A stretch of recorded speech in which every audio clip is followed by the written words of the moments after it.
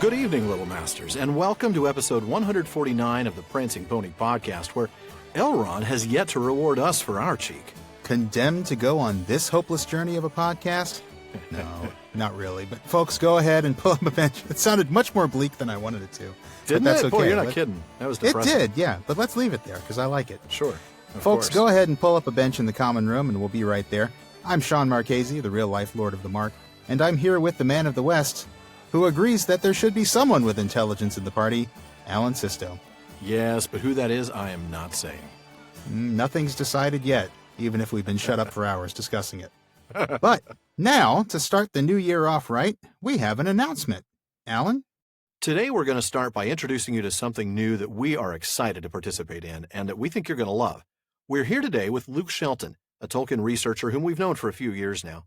We first met Luke at Mythmoot 5 back in 2018 and got a chance to spend some time with him again and do a quick video interview with him back at Tolkien 2019. For more than a year and a half, Luke Shelton's Tolkien Experience project has been online at his website, luke-shelton.com, collecting stories from scholars and fans and giving us a place to share our stories and bond over our experiences of Tolkien's work. Now, both Alan and I contributed our stories to the Tolkien Experience project a little over a year ago, and it's been a great community to be a part of. Yes, it has. And now we are excited to announce that we'll be partnering with Luke on his latest project, the newest addition to the Tolkien podcasting family, the Tolkien Experience Podcast. Now, the Tolkien Experience Podcast is an attempt to bring the fan and scholarly communities together around our shared passion, the works of J.R.R. Tolkien. Each episode features a notable scholar or a member of the fan community sharing their responses to the original Tolkien Experience Project questions. It's the only podcast where you're going to be able to hear the voices of some of the world's most recognizable Tolkien scholars and fan community leaders as they share their personal experience with Tolkien. And we want to give him a chance to talk about it now. So, Luke Shelton, welcome to the Prancing Pony podcast. Hey guys, thanks so much for having me. I'm thrilled to be here. We're glad to have you. We really are glad to have you. And Luke, you've heard the show before, so you know that anytime we have a guest on, we like to hear a little bit about their personal story about discovering Tolkien. Due to the nature of your project, I feel like we need to give you at least a little chance to share your story. Can you tell us a little bit about yourself and how you first encountered J.R.R. Tolkien's work? Yeah, well, it's something that's been a lifelong passion for me, and I can't really remember when I first read Tolkien. My first memory is that there was a storyteller coming to my elementary school to recite chapters of The Hobbit in installments. And I remember sitting there and listening, waiting for him to mess up so I could correct him. That's awesome. That sounds about right. It's been a passion for me for a long time, and it's something that I really delight in now, allowing other people to share their stories as well. Excellent. Yeah, and that has been a really neat thing to see. So speaking of that, tell us a little bit about the original Tolkien Experience project, which you launched back in May of 2018, and how that grew out of your academic research. Well, I had started my PhD just a few months before that, and the PhD focused on the ways that readers under the age of 18 respond to The Lord of the Rings. But I found when I was going around and trying to get participants that all of the adults I talked to said, "What can I do?" That's right. Instead of saying, well, nothing, I decided I probably needed to put something together. Okay. That's great. So then my idea was, let's have a space where people of any age could really share their story. That's so cool, man. Yeah, it is one of those things Tolkien fans love to talk about their experiences and share their stories. Absolutely. Yeah. And now you've decided to add a podcast, which we're really happy to be working with you on. What are you hoping to accomplish with the new format, and what kind of sparked the decision to do so now? As much as I know that all Tolkien fans love reading, because that's what our shared passion is, Right. I realize that not everyone can really appreciate the Tolkien Experience project because it's text-based. And so what I wanted to do was give other people the ability to hear these stories, particularly from names they might recognize in the Tolkien community, and really kind of show how even those people that we respect and we revere and we kind of put up on a pedestal because of their work or their interaction have a very similar fan experience to most of us in the way that they first found the work or the way that they respond to it. And so it's really an effort to not only broaden the audience of the project, but really to have a more intimate way to share these stories that bring us all together. Yeah, that's going to be great. Looking forward to it. Absolutely. Now, how is the Tolkien Experience podcast going to be different from the existing Tolkien Experience project website? You mentioned just a moment ago scholars and fan community leaders as a focus. So is that going to be the only difference? Will there be something else? And maybe in what ways will they be the same? So they are going to be very similar in that they're going to be focused around the same questions. Okay. The Okay. basic interview will follow the same pattern as the text project, but because it's an audio format, it allows for them to be more conversational. Yes. And so while most people are really hesitant to really type full paragraphs on the text project, I don't know why. Yeah, I understand. It really has been a pleasure in the interviews that I've been doing to be able to ask follow-up questions and to dig a little deeper than I can in the text-based project. That makes sense. And so that's probably the largest difference. Okay. And you're not the only one doing the interviewing, right? I know Dr. Sarah Brown, who some of our listeners may know from her work with Signum University. She's going to be joining you. Tell us a little bit about how the two of you are going to partner on this. Absolutely. I am so excited that she decided to come on board with me because I have been a fan of hers since I was in one of her Signum classes.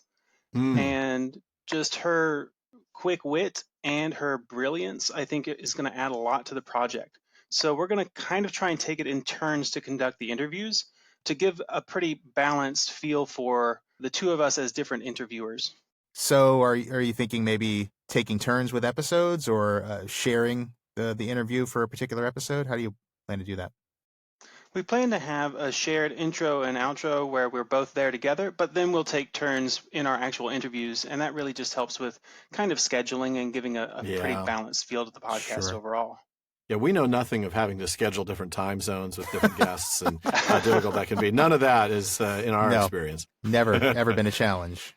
Well, speaking of scheduling guests, can you tell us any of the guests that you already have lined up? Absolutely. I have already spoken with Dr. Dimitri Fimi, who I know you guys had on. Yeah. Yep. And that was a great conversation. I've also spoken with Janet Brennan Croft, who edits the Mythopoeic Society's journal. Okay. And the one I just finished is an interview with Corey Olson, which I think is going to be kind of a double-length special episode. Anything with Corey is always a double-length something, yeah. Isn't it, though? That's true. Quite true. That's great. Well, and the first episode is out now, isn't it? It was released on January 3rd, Professor Tolkien's birthday. So how often can listeners expect a new episode of the Tolkien Experience podcast? Our goal is to have a new episode out every other Friday. Okay. Great. Fantastic stuff, Luke. Thank you. Well, listeners, as we said, that first episode with Dimitri Fimi is up now. You can find it on iTunes, Spotify, or your favorite podcast app. It should be up in every place you might get your podcast by now. Just search for the Tolkien Experience podcast. And if you're looking for it and can't find it, just let us know. Yeah, we'll have links and information up on all of our online spaces too, as well as on our website. And you can also find out more at the website for the Tolkien Experience podcast, tolkienexperience.com. Please subscribe so you don't miss a single episode, and please leave a review on iTunes. Just like we always say about this show, the more reviews we get on the Tolkien Experience podcast, the more visible it'll be. That'll help others find it and this great community of Tolkien fans that is growing. And with that, we return you to our podcast already in progress. Now, before we begin, I think we might still have time for a Tolkien fun fact. What do you think, Alan? You know, I hope so, because it's been a long time since we've had one of these. It has. Yeah, it's been a really long time. I mean, I think what happened with that is folks may realize it's our oldest intro segment. And so True. We've covered a lot of like the big ones that we think about all the time. But every once in a while, I'm reminded of something pretty great, and I put it on the list, and that's what happened here. Hat tip to user Selkis89 on our subreddit. That's r/prancingponypod, the newest common room on the internet. That's right. Selkis89 posted a picture on our subreddit a few weeks ago that put this one back in my head. And Alan, you're a collector, so you might know this already, but folks out there may not know that the reigning queen of Denmark is a Tolkien fan. Indeed, I did know that. Yeah, I thought you might, but I'm going to tell you again anyway. So, well, probably a good idea. I forget things. Her Majesty Queen Margrethe II has ruled Denmark since January 14, 1972. But back in 1970, when she was just Princess Margrethe, she read The Lord of the Rings and wrote a letter to Professor Tolkien about how much she enjoyed it. She said, I am writing this letter because I would like to tell you how much pleasure I have derived from it. It is no exaggeration to say that I have been reading it ever since. Now, this letter is actually pictured in the catalog to the Tolkien Maker of Middle-earth exhibit that's written by Catherine McIlwaine, along with something else. That's right. I remember this from seeing the exhibit at the Bodleian. Now, this wasn't a letter from some, underage childhood fan. Princess Margreta was 30 years old and an illustrator. She sent copies of some illustrations that she'd done for different chapters of the book. One for the Old Forest, one for the Bridge of Khazad-dûm, one for Lothlorien. That's right. And even though I missed the exhibit, and I have been kicking myself for it ever since. Can I kick you as well? Yes, you may. Please. Okay, good. I've actually seen those illustrations too because they're reproduced in the catalog. So seriously, folks, if you don't have the catalog already, go buy it. It's an amazing book. Brilliant book. Yeah. But according to the text in the catalog, Tolkien was charmed by the illustrations and wrote in a draft reply, "At times I have been struck by a resemblance between them and attempts of my own, unpublished, but more often by their unexpectedness, as if the story and the landscapes were independently real, but viewed by a different eye." Well, Tolkien and Her Royal Highness continued to correspond and to exchange illustrations over the next 2 years. Tolkien even received a Christmas card from the princess in 1971. And the 1977 Folio Society edition of The Lord of the Rings includes some of her illustrations, attributed to the pseudonym Ingehild Grathmer and redrawn by Eric Fraser. That's right. So if you have that edition, don't hold your breath trying to track down the illustrator, Miss Grathmer, for a signature. She might not be that easy to get in touch with, sitting on the throne of Denmark. Well, yeah, and she might be a bit busy, too, for that matter. Yeah. But now let's get back to the book, because we are all about the books here at the Prancing Pony Podcast. Yeah, you folks know this. We bring you other Tolkien stuff from time to time, but at heart, Alan and I are fans of Tolkien's books, and books about Tolkien. That's our passion. Yeah. And as you know, we read a lot of books in preparation for this show every week. And if you'd like to get your hands on a book we've mentioned, you're going to want to check out the official library page of our website, theprancingponypodcast.com. There we have links to every book we've mentioned on the show. And there's a lot of other stuff on our website, too. Show notes and book links specific to each episode, outtakes, Prancing Pony Ponderings, and a few other little extras. You'll also find a link to our new online storefront at teespring.com/stores/PPP, where you can find shirts, mugs, stickers, and other great PPP gear, so please check that out. And now let's get this journey started and take the ring south. All right. As usual, we're going to start right at, or else, the very beginning, because it is a good place to start. I'm going to go ahead and read the first few paragraphs. The Council of the Hobbits here. This is the short version of the Council of Elrond. So, short in many ways. In so many ways, that's correct. Later that day, the hobbits held a meeting of their own in Bilbo's room. Merry and Pippin were indignant when they heard that Sam had crept into the council and had been chosen as Frodo's companion. "It's most unfair," said Pippin. "Instead of throwing him out and clapping him in chains, Elrond goes and rewards him for his cheek." "Rewards?" said Frodo. "I can't imagine a more severe punishment. You are not thinking what you are saying. Condemned to go on this hopeless journey, a reward? Yesterday I dreamed that my task was done and I could rest here a long while, perhaps for good." "I don't wonder," said Merry, "and I wish you could. But we're envying Sam, not you. If you have to go, then it'll be a punishment for any of us to be left behind, even in Rivendell. We've come a long way with you and been through some stiff times. We want to go on." "That's what I meant," said Pippin. "We hobbits ought to stick together, and we will. I shall go unless they chain me up. There must be someone with intelligence in the party." "And you certainly will not be chosen, Peregrine Took." There we go. "Oh, there's an insult. Gandalf must be here." Always, man. If you hear the sound of Peregrine Took being abused in a way that he barely deserves, it must be Gandalf. Gandalf must be around somewhere. Oh, goodness. Well, so we get indignation. Yeah, that's kind of the, shall we say, ill-informed reaction to this decision. Yeah, because anybody who's read the last, 30 pages of the Council of Elrond would know that this is not a reward. Sending Sam with Frodo is not a reward. No. Going on this quest is not like...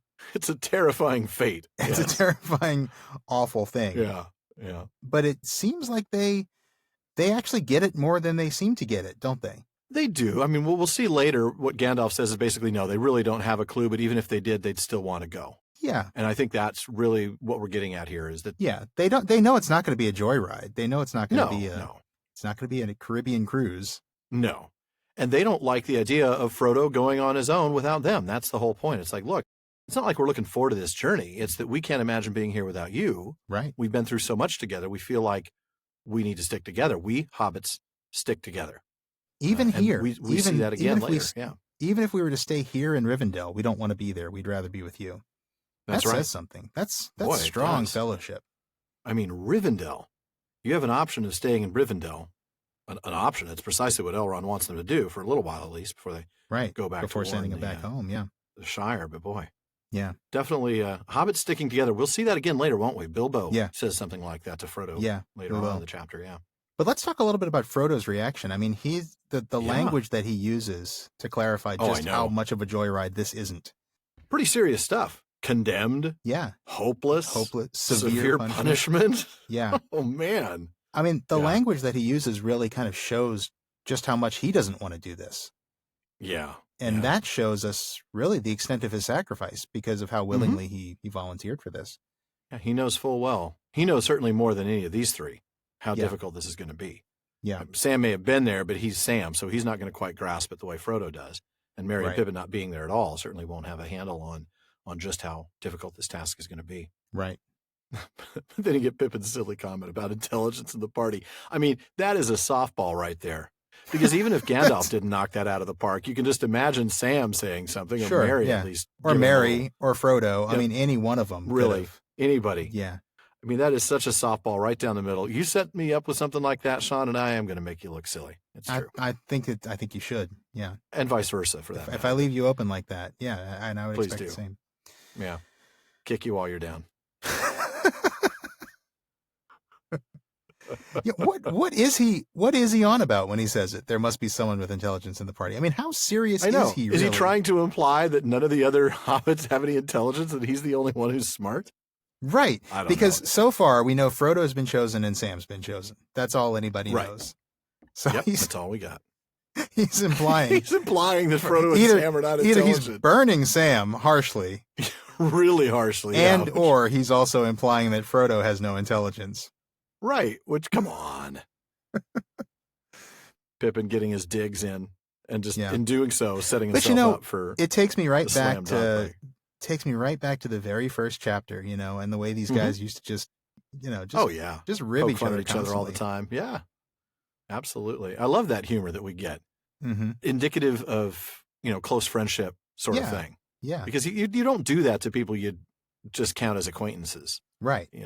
It's true. You do that with somebody you're close with, somebody you feel really comfortable with. And somebody isn't going to take it personally and be deeply hurt. And exactly. Yeah. Gandalf, on the other hand, doesn't care, I don't think. No, I'm just I think he only does it because he loves Pippin, but still. Gandalf takes every opportunity to cut Pippin down. Does. You said you think it's because he really loves Pippin? I think he does. I think we see some of that, a very protective sort of certainly later on in the incident with the Palantir, that's true. You see some of that. I think maybe love is a little bit strong, but a little bit of protection. Like, he's the youngest one of the group. Yeah. Gandalf is, trying to keep him humble, trying to help, remind him that maybe he's not all that. I don't want to imply that Gandalf that this does not all come from a place of love and affection for Pippin. I know it does, because that's where Gandalf it goes in the end. Gandalf is protective in the end. At the same time, he constantly underestimates him. I know, all the time. I guess at first he's usually right, because Pippin does take a while to come into his own. He does grow, but it's not for a while. That's true. Yeah. So they've learned that there haven't actually been any decisions yet. Right. I mean, we're not going to read all of that. The council is slower than Ents in making a decision. Seriously, this is an Entmoot that's really even slower than an Entmoot. You were in there for hours and you didn't decide anything other than these two are going. I love what Bilbo says, basically. Well, truth is it was just a lore dump, really. But Gandalf was surprised. Gandalf's like, no, I wasn't surprised. I wasn't surprised. You were wrong and you were inattentive. I mean, he's slamming Bilbo now, too. And if Gandalf was surprised, he wasn't going to admit it. Of course he wouldn't. He could have been absolutely surprised and been, no, of course I wasn't. I'm never surprised. No, I knew all of that wizard is stuff. Never surprised. He knows exactly what he means to. Yeah. Right. No, I knew all of it. What was the most surprising thing to you? Yeah. That's right. Goy here told me. I'm the only one who wasn't surprised. Yeah. So the only decision made by the council is just that Frodo and Sam are going to go try to destroy the ring. Yeah. We mentioned in our P5 to episode 146 that Gandalf knew this was the best thing to do all the way back since Book 1, Chapter 2, the Shadow of the Past. Right. And that he must have talked to Elrond. We think that maybe kind of underlying all this stuff about the council is because Gandalf and Elrond already knew that's what needed to be done. The purpose of the council was simply just to get everybody else on board, or at least a purpose of the council. Yeah, that's right. It's been a few weeks since we talked about this now, so I'm trying to remember the details. But there's definitely a lot of language. The reality is that they both knew. I mean, Yeah. Elrond clearly knew. He was already kind of leading the conversation that way. Right. And we know that Gandalf had was, already reached that Gandalf and conclusion. Frodo were talking about going to the Cracks of Doom back in the Shadow of the Past. All the way back in Shadow of the Past. They That's were right. already talking about it. And it wasn't decided, but Gandalf was already, kind of bringing this up as an option. Frodo just wasn't quite sure that he wanted to be the one to do it. But we talked about the fact that if Gandalf knew this was the best thing to do, obviously he talked to Elrond about it, and Elrond seems to be going in that direction. And and I think we talked about the fact that they want the rest of the free peoples of Middle-earth to make the decision on their own. Right, exactly. I guess not on their own, with a little help, but organically. they want them to make the decision. They don't want to force this decision on anybody. Right, because that's who they are, yeah. Obviously, we see how well that went the last time Elrond tried to convince Isildur to destroy the ring. That's right. So. Yeah, we no longer try to persuade people. Right. We just try to get them to realize that our good idea is really theirs. Mm-hmm. That's kind of what we do, isn't it, Sean? We try to get listeners to realize that our good ideas are theirs. And that way they like our show. That is a very subtle and masterful way to persuade people. Put an idea in their heads and make them think it was their own idea. Mm-hmm. Brilliant stuff. Which is exactly why it can't be us. Right. Exactly. All right. So we get Gandalf explaining that some of the scouts have already gone out. We're gonna send more tomorrow. I love this line, by the way. Elrond is sending elves, and they'll get in touch with the Rangers. Elrond is sending elves. Who else is he going to send? Does he have dwarven scouts sitting around in Rivendell? That's a good point. I mean, come on. Of course he's sending elves. Because we know the Rangers hang out there a lot, too, but they're not living there. And he specifically says that Elrond is sending the elves to get in touch with the Rangers. Right. He's not sending out people. He's sending out elves. Yeah. Anyway. Men, I should say. He's not sending out maybe men. Maybe he says that. Maybe Gandalf says that to remind them, the message is in good hands. Elves are taking That's it. true. That's true. Elrond is not sending hobbits. Not that he has. Right. He's hobbits. not sending a secret stash of hobbit spies out. Which is pretty comical thought, really. He's not sending the message to Barlaman and asking Barlaman to cascade it to everybody. Exactly. Yeah. Hey, Mr. Barlaman, could you please pass this message along? Yeah. I trust you to get that done in a timely fashion. No. Yeah. Not doing that. We're skipping that short little line about winter. Anything you've got on that, by the way? No, just that it's a super cool little poem that sounds very proverbial. It does. Mm-hmm. I think there might have been something in Hammond and Skull on that.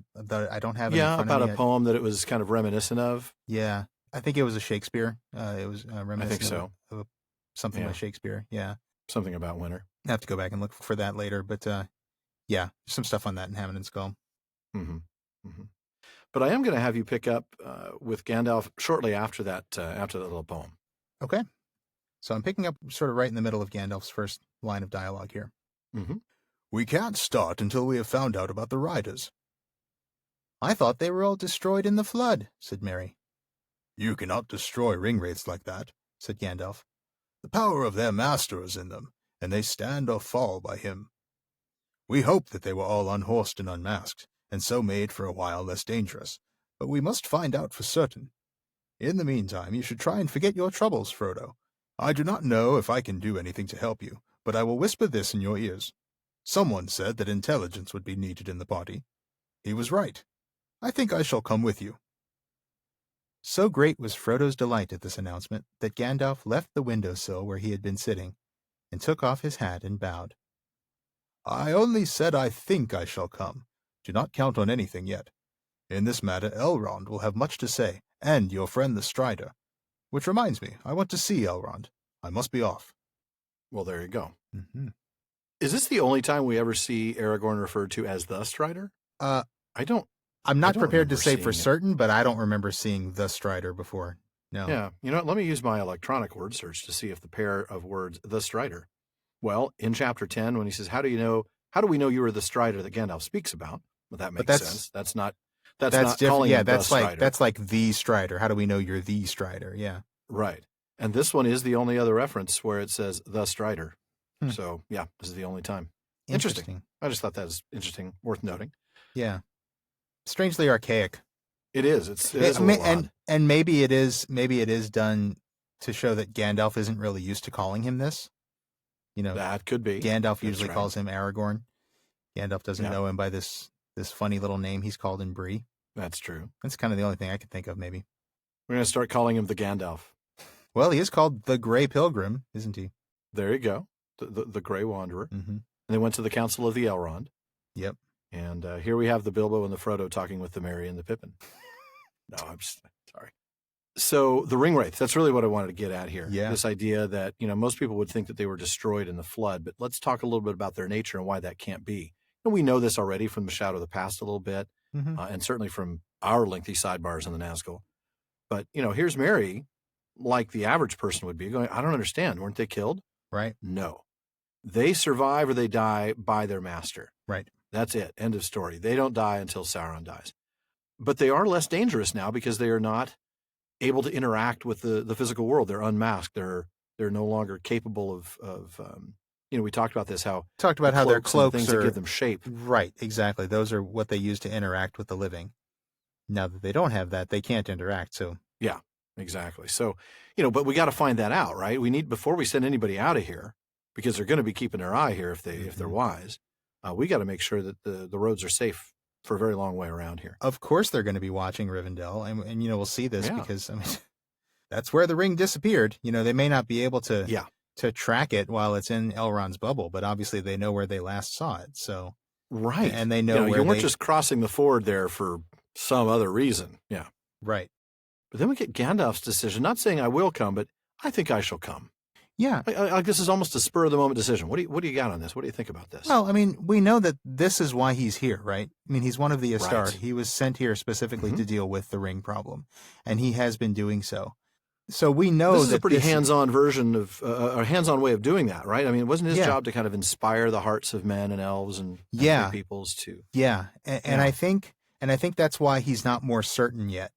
Mm-hmm. Because obviously this is the reason he was sent here by the Valar. So you're probably thinking, well, yeah, of course he's going to go. This is why he's here. But like you just said, Ellen, it's his purpose. His role is to inspire, and so maybe he's thinking, I need to think about whether the Frodo and the others who go with him are ready to do this on their own, or if they need me for a little bit longer. Gandalf is a master of, let me go with you so far, and then I'm going to let you take it the rest of the way yourself. That's true. We saw look at the Hobbit. He did that absolutely. Now, granted, the way he leaves the Fellowship, a little extreme, probably not what he was intending. No, that's true. That's true. And he does end up coming back and playing a very big role. But yeah, I think that was kind of his plan, was like, maybe I'll just go with them so far and help them out. And when the time is right, then I'll let them go the rest of the way on his own. I'll throw myself off a ledge and let them finish. I think Gandalf always intended for Frodo to do the last bit without him. Oh yeah. I think so too. I don't know if he was expecting it to be just Frodo and Sam, but no. I don't think Gandalf intended to go all the way to Mordor with him. No. I do like how he is planning here to be deferential to Elrond in this. Don't count on my coming. Elrond's going to have something to say about this, and Aragorn's going to have something to say about this. That's even more interesting, the fact that Aragorn's going to have something to say. Yeah, he's deferring to Elrond and to an extent also to Aragorn. Yeah. Really big, I think. I think he understands Aragorn's role in this whole thing more than Frodo understands at this point. He understands what Aragorn has to do, what his involvement is with this task, and how he's got to be really the leader of the Fellowship in many ways. And of course, he does become that after Gandalf's fall in Moria. But, right. Yeah, I think that's a big part of this. Yeah. Yeah, I think that's also really true to his role as the kindler and inspirer, is that he is not going to force his will on them and say, I am going. He's going to ask and let them make the decision, because ultimately it is up to elves and men to decide this. Yeah, that's true. Certainly not up to the Astari. So while we're not going to read this part, of course, Frodo's basically asking how long he might stay. Bilbo has this really interesting bit here. He says, I can't count days in Rivendell. We got a little bit on that, don't we? Yeah, we do. Later on, after leaving Lothlorien, Samwise is going to observe something very similar. He's going to say anyone would think that time did not count in there. Exactly. Because it actually does seem like, I can't remember exactly the details. Yeah, the moon's not in the right place. There's a number of things like, wait a minute, it should be, exactly. I counted this number of days. Exactly. And I know Verlin Flieger had a lot to say about it in her book, A Question of Time. Yeah. And I think she even says something to the effect of, it's unclear whether time ever counts in Elven country. Yeah. And there definitely seems to be an effect like that here. Yeah. Mm-hmm. I agree. It's going to be good to get into that book again when we get to Lothlorien. She's got a lot to say about that. I'm looking forward to it. Mm-hmm. Am I the only one, though, who hears the old Depeche Mode song every time we mention the title of Flieger's book, Question of Time? Probably. No, actually, you're not. I do still good. think of it sometimes. Yeah. Yeah. Thankfully, she didn't write a book called A Question of Lust. That would not be a good book. No. It would be very hard to come up with a Tolkien book with that title. Yeah, it would. That's true. Well, that would be like the story of Eol, right? Yeah, exactly. Oh, man. Oh, goodness. Anyway. No, it's funny. I think you brought it up once in season 1, that song, in reference to that title. And every time I look at the title now, I think of that song. I would sing It's a Question of Time, but, we've been asked by so many people to stop singing that I just can't help it. Yeah. Yeah. We're not going to promise no more singing ever, but just... No, just not at this particular moment. It has to be the right moment. It does, and this is not it. It'll probably be in about 7 minutes. Yeah. So I like this, though. Bilbo's saying, well, what about helping me with my book? You're going to be here a while, right? Can I put you to work? Right. Help me assemble all these notes. These manuscripts are really messy. Right, exactly. Yeah. He says something about that later, too. It's pretty much just help me write my book. Yeah. It's like I'm too busy enjoying Rivendell. Yeah. Oh, goodness. You can tell this was written by somebody who needed help from his son to kind of like keep himself organized, Exactly. And then you get Bilbo's comment that books ought to have good endings. Yeah. That's a pretty cool thing, and that echoes a really important passage on fairy stories, doesn't it? Indeed, it does. You remember Tolkien started working on The Lord of the Rings just a few years after he presented on fairy stories. Mm-hmm. And here's that paragraph that I wanted to pull out. The consolation of fairy tales has another aspect than the imaginative satisfaction of ancient desires. Far more important is the consolation of the happy ending. Almost, I would venture to assert that all complete fairy stories must have it. At least I would say that tragedy is the true form of drama, its highest function. But the opposite is true of fairy story. Since we do not appear to possess a word that expresses this opposite, I will call it eucatastrophe.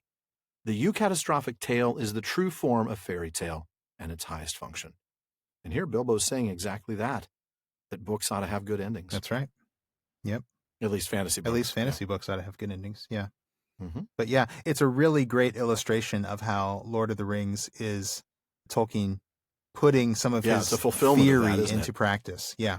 Yes. Yeah. Mm-hmm. And quite well, too. He does a great job of touching on all of those things. Well, yeah, because, recovery and on escape. Because it sinks in. You can read on fairy stories and, you might understand it. You might need to read it a few times before you understand it.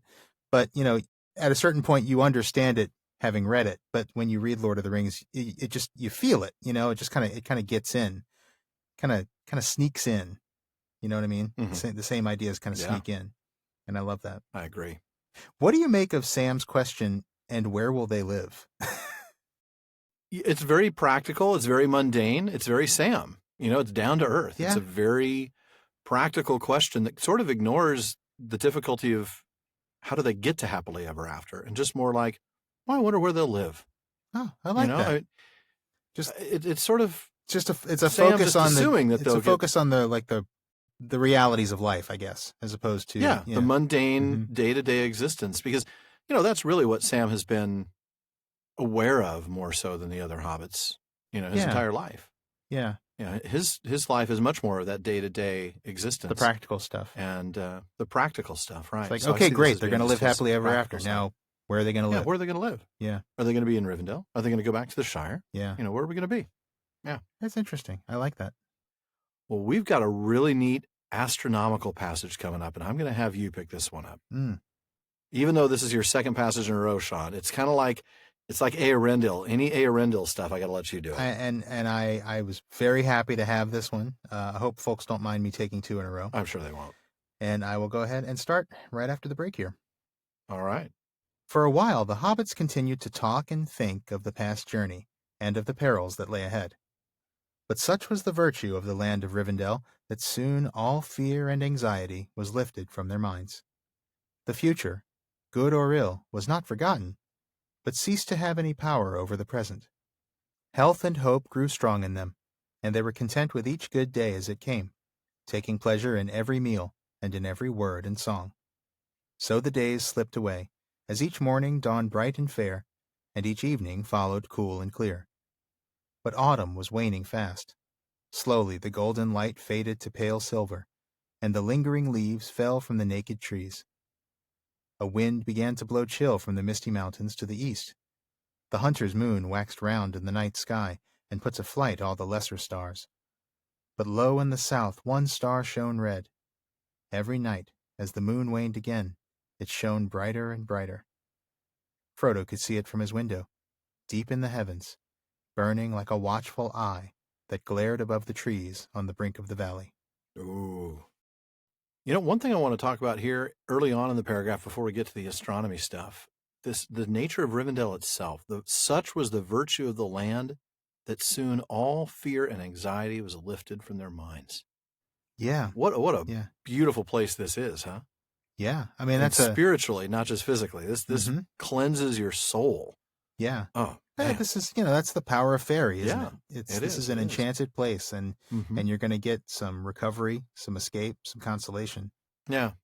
You wonder, though, is some of this not just the nature of fairy itself, but maybe a power of Elrond's ring? Not necessarily that line, but this next one, the idea that the future, good or ill, was not forgotten, but ceased to have any power over the present. You know how we talked about time and sort of this, how does time even count in these elvish refuges? Is this an elvish thing or an Elrond ring thing? That's an interesting thought because, you think about the ring's power being in preservation. Well, right. What's preservation but sort of preventing the passage of time, right? Right. It's keeping the present into the future. And keeping the present and keeping the future at bay. So maybe this is the ring a little bit.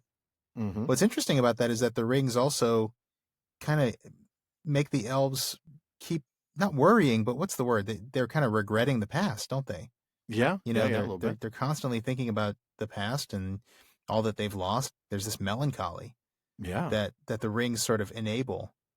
And so that almost seems contradictory, but I think you're right. I think this is partly a fairy thing, and I think it's partly a ring thing.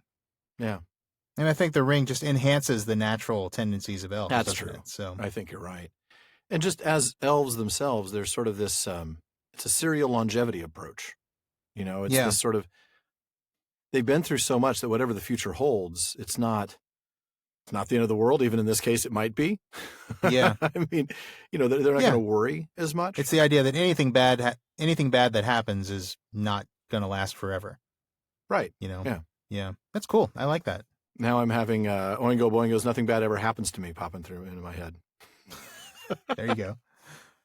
Let's talk about the astronomical stuff, because this is where we get some really, really interesting stuff, right? We get the Hunter's Moon. Let's start with that. Yeah. What do you have? I have to admit, I had to look that one up. The Hunter's Moon is the full moon after the harvest moon. So I guess we kind of have to explain what the harvest moon is first. Well, it would help, yeah. The harvest moon is the full moon closest to the autumnal equinox. So in the northern hemisphere, the autumnal equinox is typically September 22nd or 23rd, although it can happen, a day or two on either side of that. Right. This year, for example, with the equinox taking place on September 22nd, the closest full moon to that was on September 13th and 14th, which meant that the full moon after that, October 12th and 13th, was the Hunter's Moon. Right. Now, because it's the closest one, it can be before or after. In this case, 13th or 14th is only 9 days away from the equinox, so it happened to be that one. But sometimes it's going to be after, but it's never going to be more than about 14 days after the equinox. Right. And that would be if it was equidistant from the equinox in correlation to the harvest moon that would have been before it. But right. So given the length of the phases of the moon, the absolute latest that the harvest moon could take place would be October 9th, and that's assuming that a full half of the moon's phases happen after the latest an equinox can happen, September 24th. So that would put the latest possible hunter's moon on November 7th, 29 days after that. Now, here, Tolkien either made a mistake or he just wasn't following this definition of the hunter's moon, because we knew the Council of Elrond took place on October 25th. Tolkien indicated there was a new moon on October 26th. That would mean a full moon around November 10th or 11th. Now, according to Hammond and Skull, in an early draft, Tolkien specifically noted a moon in November as being the hunter's moon. So we're looking here at Frodo gazing at the sky in early to mid-November. But still, if there was a new moon on October 26th, working backwards, the full moon would have been on October 11th and 12th. That would have been the hunter's moon, because the harvest moon would have been September 12th and 13th, which was closest to the equinox. So, right. Yeah. I'm sure we'll hear from real astronomers on that one, but I'm sure, yeah. That'll get us started. Well, now let's look at this one star that we see shining red, and I'm putting air quotes around star. Right, we don't know for sure which star this actually is, and it might actually be a planet. That is true.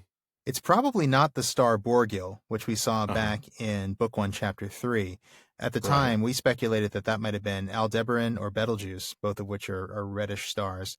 But Frodo recognized that star when he saw it then, and it was rising in the east 3 months ago. Right. This one being in the south, probably not the same one. This one might be Mars, and that's why I said it may actually be a planet. Hammond and Skull seem to think it might be Mars. Yeah, I mean, at least I think they quote somebody who said it would be Mars. But here's the thing. I don't know enough about astronomy, and I've got to say whether it's Mars or an actual star, I think its purpose here is really to foreshadow the Eye of Sauron, especially given the direction in which Frodo sees it. Oh, definitely. I mean, it's not literally the Eye of Sauron. The Tower of Barad-dûr would have to be 150 miles high for him to see it from there. No, but you're absolutely right. Itself. It is absolutely foreshadowing. A watchful eye. Yeah, this is clearly, a foreshadowing. So yeah, definitely. At this point, I don't know that it matters whether it's a real star or an actual planet, and I'm sure we could debate it all night long with real astronomers. Well, it matters but we to shall me. Not. It matters. I'm curious, but I'm going to let the real experts dive in on this, and they'll send us messages and tell us, and we'll be able to throw it into a future episode and say, hey, guess what? Hat tip to listener X and Y who told us such and such. There you go. That's the amazing thing about the Tolkien community, by the way. When we don't have the knowledge, somebody else does. Oh, there's so many different kinds of expertise out there. Yeah. I know. Anytime we have questions on the history of Middle-earth, who do we go to? I mean, we don't even have to go to her. She just shows up at our feed. Right. Tanya always pops up and she knows her stuff. Yep. Love it. Absolutely. So glad to have her. Yeah. And if I say anything about a horse, I know Debbie's going to jump in and let me know. Absolutely. It's great. Thankful I for love it. So, yeah. Keeps us honest. Keeps us learning, actually, which is even more valuable. Yeah. Which, frankly, I never thought would happen. I figured I knew everything.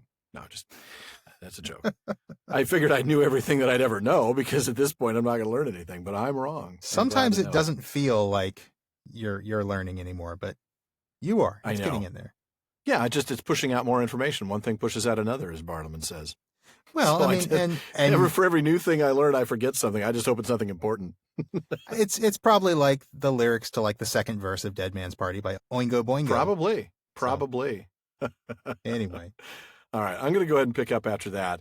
We're going to skip forward here. We're going to use the fast forward button. The hobbits had been nearly 2 months in the House of Elrond, and November had gone by with the last shreds of autumn, and December was passing when the scouts began to return.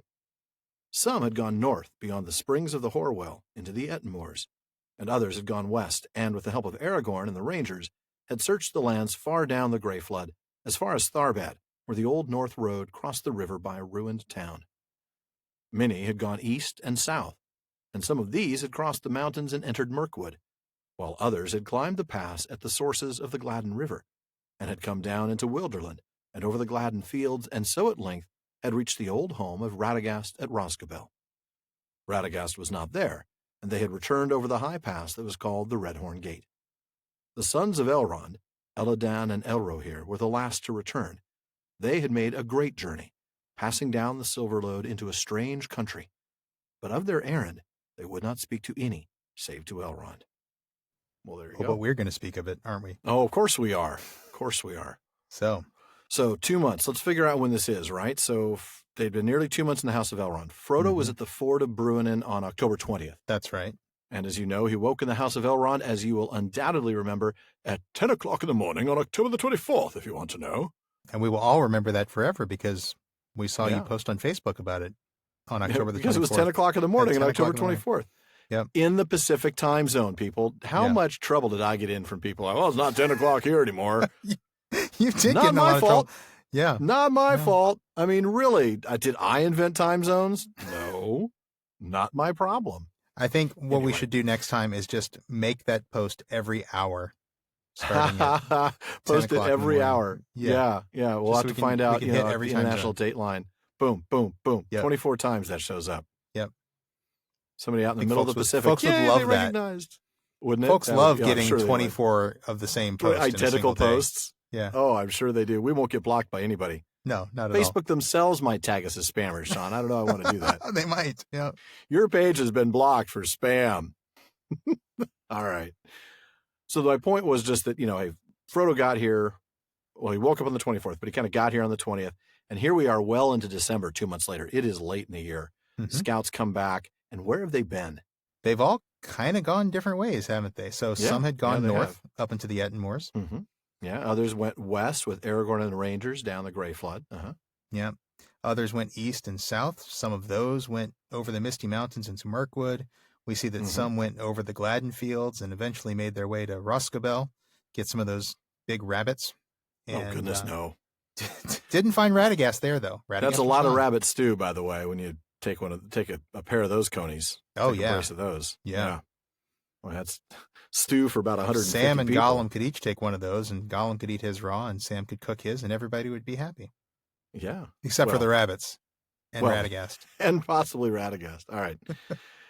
But yeah, Radagast is gone. He's left. Yeah. Yeah. Who knows where he's at? Mm-hmm. He's off talking to some animals someplace. Mhm. He's off doing a Dr. Doolittle impression. So then you got Elladan and Elro here. They've gone down the Silver Lode. They don't tell us, of course, exactly where this is, but you know where this is. This is Lothlorien, folks. Yeah. Yeah. Yeah. And in Tolkien's Unfinished Index, and also in Words, Phrases, and Passages in Lord of the Rings, which is published as Parmael de Lambron number 17, Tolkien says that Silverlode is a translation of Celebrant, which is Sindarin Right. for silver course. Easy enough. Mhm. So then what do they find out from the scouts? We're not going to read that paragraph or those few paragraphs, but what do they find out? No sign of the riders, no Right, sign of any right. other servants of Sauron. Even the even the have eagles. nothing. Yeah. Right, exactly. No sight of Gollum. Right, right. About the only thing they do find are the wild wolves are gathering and hunting. No surprise there. It's what they do. Mm-hmm. They find 3 horses. So they found. Yeah, So they found 3 of the horses, right, and then right. And then they find 5 more below, right? right. That's right. Oh yeah, yeah. Mm-hmm. 3 drowned, and 3 drowned, and then the bodies of 5 more on the rocks. Right. Mm-hmm. Yeah. That's so right. that's 8 of the 9, right? Right. Which means that one of them got away. Exactly. Well, then let's see what the Marquette manuscript for The Hunt for the Ring has to say about this missing horse. It is probable that the captain took the one horse that remained. He may have had strength to withdraw it from the flood, and, unclad, naked, invisible, rode as swift as he could back to Mordor. At swiftest, he could not accomplish that, for his horse at least would need some food and rest, though he needed none, ere November had passed. The wrath and fear of Sauron then may be guessed, yet if there was any in the world in whom he trusted, it was the Lord of Angmar. And if his wrath were lessened by perceiving that his great servant had been defeated by ill chance and the craft of the wise, rather than by faults of his own, his fear would be the more, seeing what power was yet in his enemies, and how sharply fortune favored them at each turn when all seemed lost. Yeah. Wow. But yeah, he couldn't have gotten there till after the end of November. So we're in a good spot right now to travel out. There are 2 things I love about that passage you just read from the Marquette manuscript. The first is we see this in all those passages from the Marquette manuscript and in some of the passages that made it into The Hunt for the Ring in Unfinished Tales. You Right. see so frequently how angry Sauron gets when the ring wraiths screw up. And, Oh, yeah. And they screw up a lot. That's very satisfying to me to think of Sauron losing his temper with the ring wraiths. And I just kind of love that. And I do kind of wish that we got more of Sauron in the book. Do you ever feel like that? You know, Sauron is this sort of, he's this kind of faceless enemy. You never really see him. He's in off in person the in the margins book. somewhere, Yeah. right? Yeah, he's almost a personification of evil at this Yeah. point. and so we never really see him as a villain, as a flesh and blood villain, and I mean that figuratively. But right.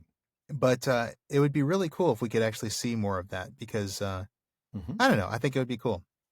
But the other thing that I really like about... But we do get that in The Hunt for the Ring, don't we? This yeah, we idea do, exactly. Of a villain who is scared, who is kind of realizing there's something going on here. Right. And he's panicking a little bit. Yeah, exactly. And that's the second thing that I love about what you just read, is the idea that Sauron would have been scared. And he would have realized, oh, wait, fortune is favoring the good guys. So Iluvatar is still at work in the world. The Valar are still at work in the world. That's not good news This for might me. not be a winning battle for me. Yeah. That is correct. I love that. It's me against the world, and the world has God on its side. That's probably a problem. God and little g gods. I think I'm outnumbered. Right. Yeah, no doubt about that. So Gandalf's reasonable conclusion here about the ring wraiths is that they aren't going to telecommute anymore. They have to go back to the office, and it's going to be a rather unpleasant meeting with the boss, I think. Probably no donuts is my guess at this meeting. No more travel is going to be approved. Yeah, no more. Future. Yeah, your expense reports are all going to be really gone over with a fine-tooth comb. Yeah. So then, of course, he draws a conclusion based on that, which is really, we can't wait any longer. We've got to go now. Yep. This is a great time for us to go. There's no way they could be back up here, but if we wait much longer, they will have been able to get back here. So, yeah. Winter Schminter. We're going to leave now. Winter Schminter. I like that. All right. Well, before we move on, we want to thank today's sponsor, Signum University. Mm-hmm. Do you enjoy studying Tolkien's writings? Would you like to study with like-minded students and instructors? Why not? Signum University is the only state-approved university that offers an online master's degree program with a concentration in Tolkien studies. Mm-hmm. Take classes on Tolkien's writings, languages, academic work, and cultural impact, taught by top Tolkien scholars like Tom Shippey, Verlin Flieger, John Garth, and Corey Olson, the Tolkien professor himself. You can also round out your speculative fiction studies with classes in imaginative literature, classical and medieval literature, and Germanic philology. To register, visit signumuniversity.org today. And thanks to Signum University for partnering with us on this. I got to say, I'd love to take Germanic philology. I know I'm terrible with languages, and I'm too busy to do it. But boy, doesn't that sound fun? I have had it. I've been so close to clicking to audit that for so long. I know. And I know. Haven't gotten around to it. It's but yeah, I definitely want to. When the show is over, maybe, right? Yeah. We can do it when we're old. Yeah. Because the good news is Corey will still be doing Exploring the Lord of the Rings, and he'll probably be somewhere around, I don't know, Lothlorien. And we'll still be ready to learn, like little sponges, ready to soak it up.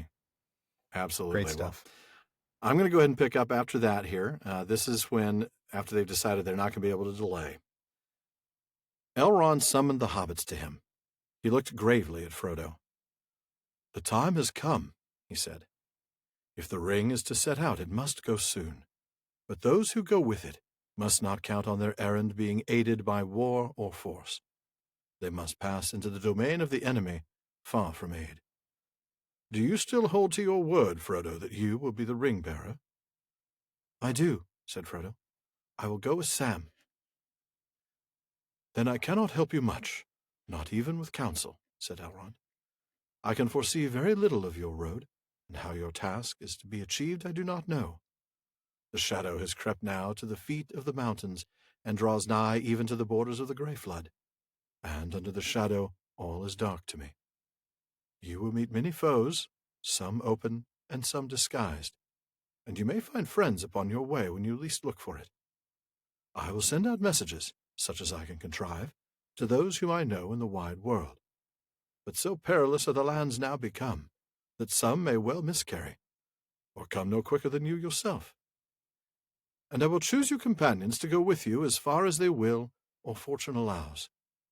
The number must be few, since your hope is in speed and secrecy. Had I a host of elves in armor of the elder days, it would avail little, save to arouse the power of Mordor. The company of the ring shall be 9, and the 9 walkers shall be set against the 9 riders that are evil. With you and your faithful servant, Gandalf will go, for this shall be his great task, and maybe the end of his labors. For the rest, they shall represent the other free peoples of the world, elves, dwarves, and men. Legolas shall be for the elves, and Gimli, son of Glóin, for the dwarves. They are willing to go at least to the passes of the mountains, and maybe beyond. For men you shall have Aragorn, son of Arathorn, for the ring of Isildur concerns him closely.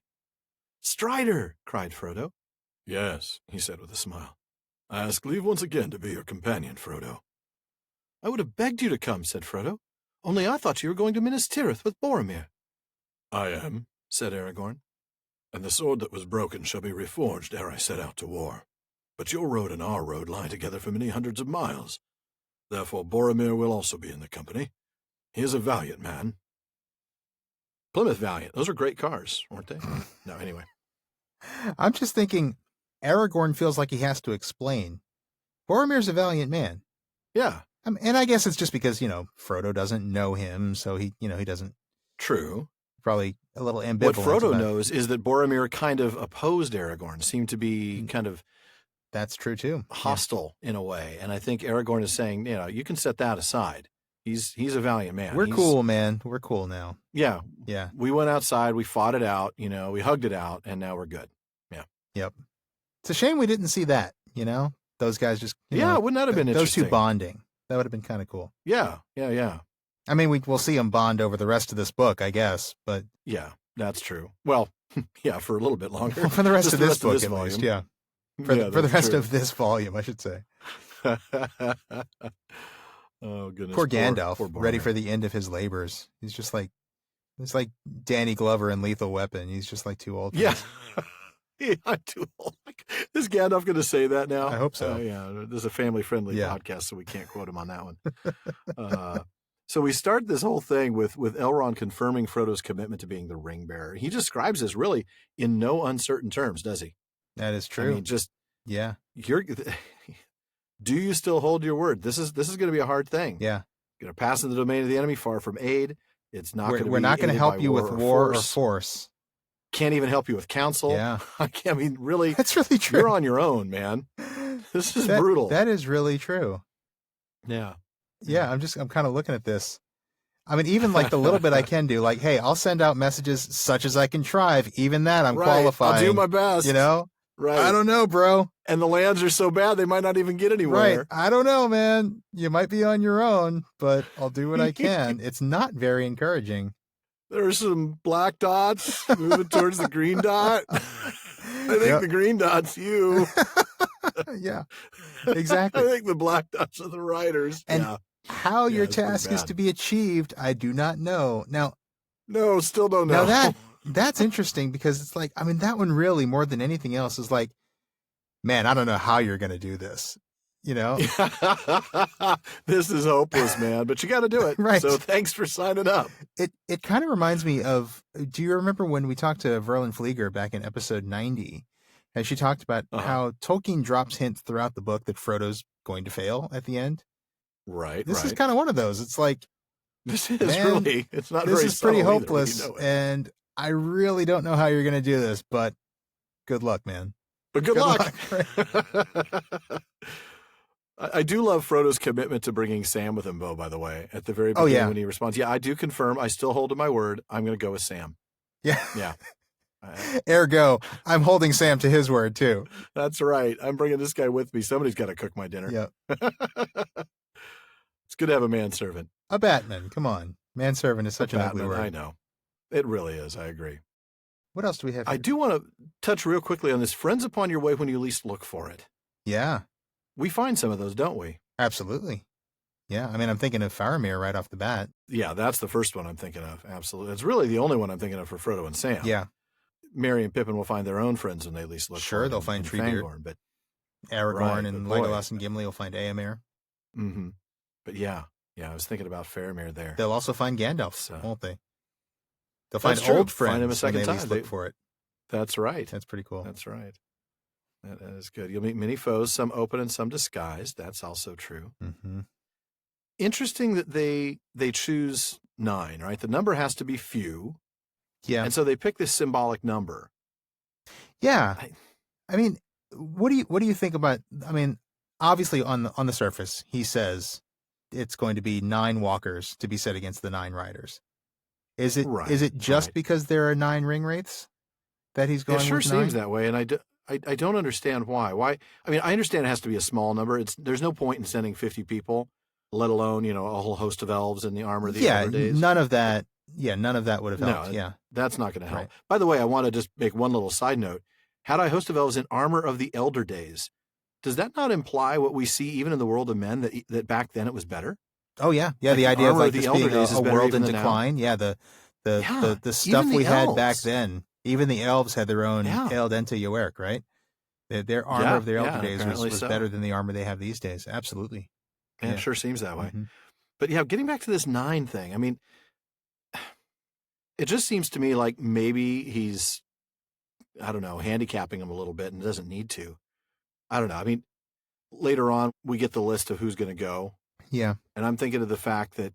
I mean, okay, so again, this is not going to be accomplished through force, right? So no. 18 is not going to accomplish it any better than 9. 90 is not going to accomplish it. Couldn't you just drop maybe Glorfindel in there and send 10? Well, I mean, really, Gandalf's going to a nice little Gandalf's going to have some thoughts on that later. Actually, that's true. Yeah. I think honestly, to me, what I get from this is I kind of think it's just like a big like they're kind of deliberately trying to tweak Sauron with this. Like, hey, you've got 9 riders, we've got 9 walkers. Come at me, bro. Yeah. I think that's kind of what this is. Come at me, bro.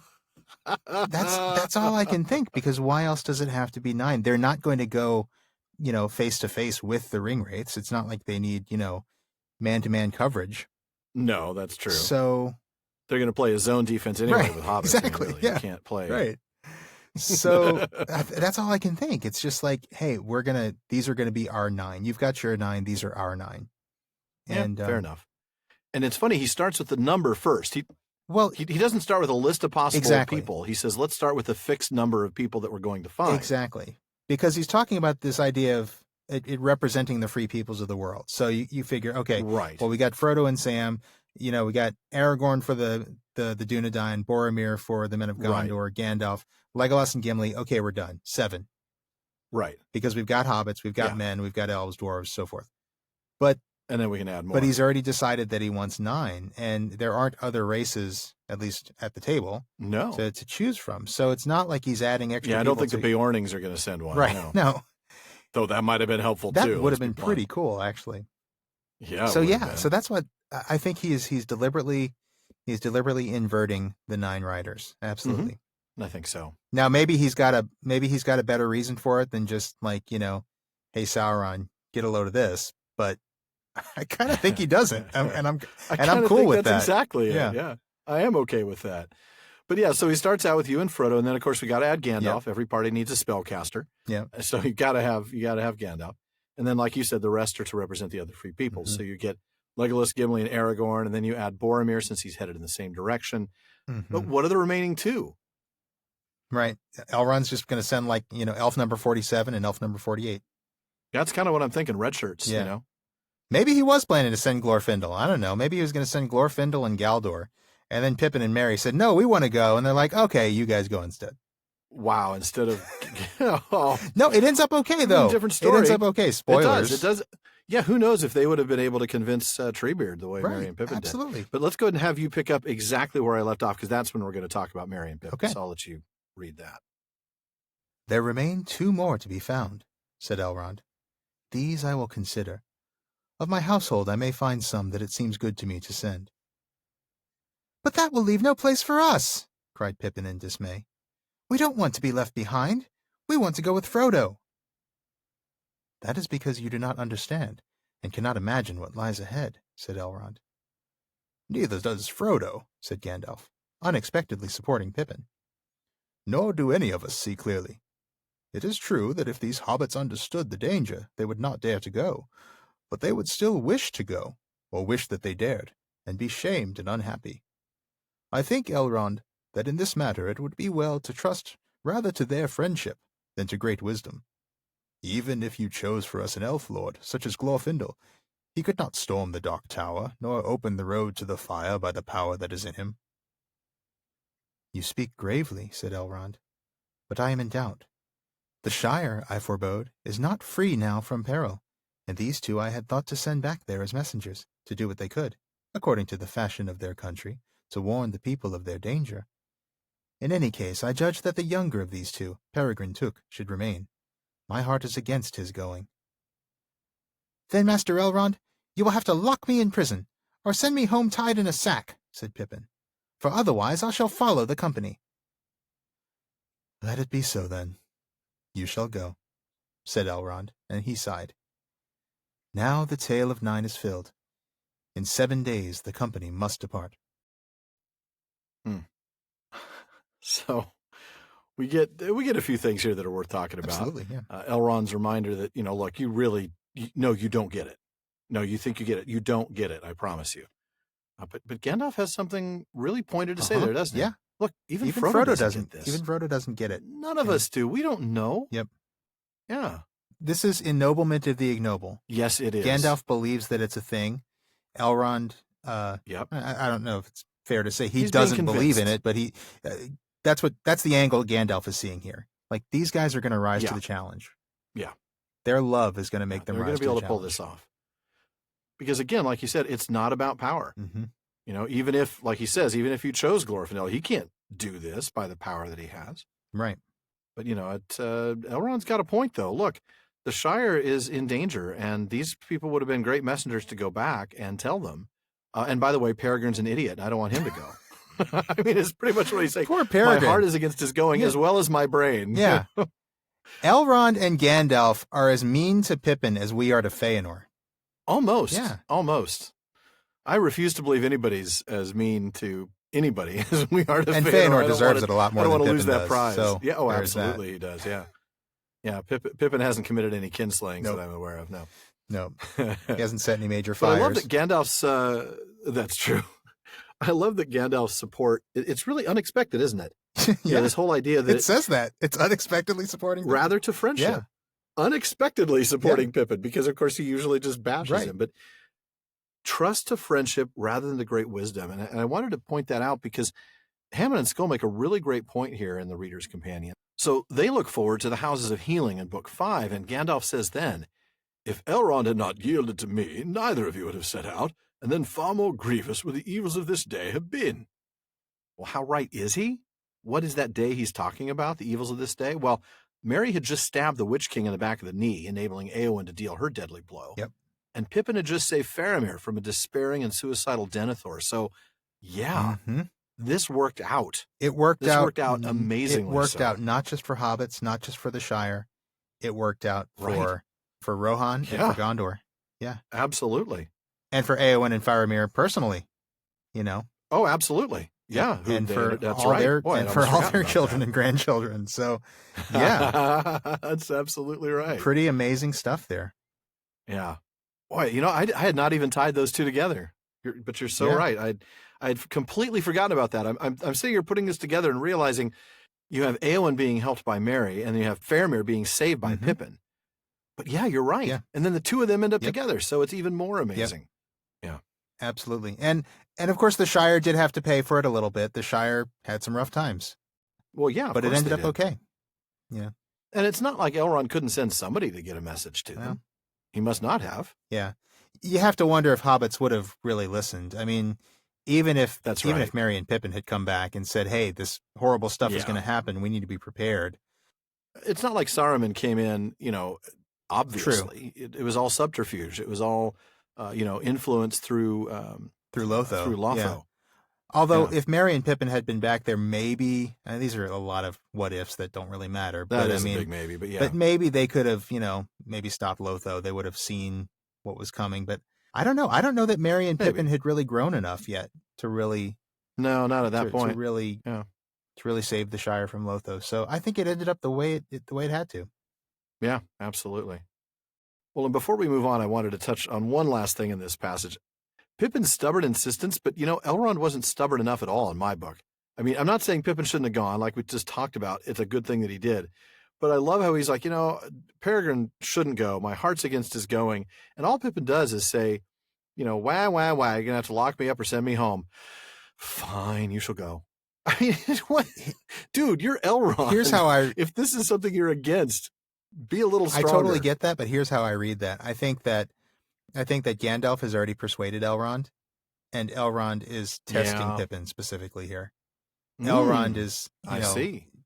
Gandalf says, is he really willing let to Merry do and this? Pippin go. I think their love is going to be better than, a couple of elf lords. Yeah. And Elrond recognizes that Pippin is not as mature as Merry, and I think that's why he says Pippin specifically should remain. Just to see what Pippin does. To say, no, I really do want to go. To see if Pippin says, I don't know, if Pippin reacts differently, if he agrees to it, then obviously his heart's not quite in it. Is Pippin just kind of... That's an interesting take. I think I didn't go there because of the way you shall go, said Elrond, and he sighed. It was very much like, fine, I'm not dying on this hill. I mean, well, we get that, right? How often do we that's a good point. Fine, son, you can have a second candy bar. I am just tired of arguing with you. Oh, yeah. No, that's a good really, point. That's kind of what this is. That's a good point. But if Elrond really wanted to put his foot down, he could. It is his house. At least that's what we tell ourselves when it comes to our kids. You're under my roof. It's my rules. Oh, this is getting into a bad place. So before it does, we're going to move on to the next section, swords and armor. I'm just going to read a single paragraph because there's a lot of things to talk about in it. Yeah. The sword of Elendil was forged anew by elvish smiths, and on its blade was traced a device of 7 stars set between the crescent moon and the rayed sun, and about them was written many runes, for Aragorn, son of Arathorn, was going to war upon the marches of Mordor. Very bright was that sword when it was made whole again. The light of the sun shone redly in it, and the light of the moon shone cold, and its edge was hard and keen. And Aragorn gave it a new name and called it Anduril, Flame of the West. Oh, man. So let's talk a little bit about that. I know. What a moment. I want to see that. I want to see the 7 stars. I want to see the crescent moon. I want to see it in the sun and in the moon. Oh, beautiful device. Beautiful device. And an old one, right? Isn't it? Yeah. Yeah. Tell us where it goes back to. Yeah, this goes all the way back to Elendil. This was actually his heraldic device. Mm-hmm. Hammond and Spell give us a little more information about it. They point out that in a note in the 1966 Index, Tolkien indicates that the 7 stars originally represented the single stars on the banners of each of 7 ships that carried a palantir. Now, the sun and moon device on it actually also echoes the original name of the sword, Narsil. From letter number 347, Tolkien says, Narsil is a name composed of 2 basic stems without variation or adjuncts. Nar, fire, and Thil, white light. It thus symbolized the chief heavenly lights as enemies of darkness. Sun, Anar, and moon, in Quenya, Isil. Right. Also, ooh, that sounds familiar, doesn't it? Doesn't it? It also echoes the names of Elendil's sons, Anarion and Isildur.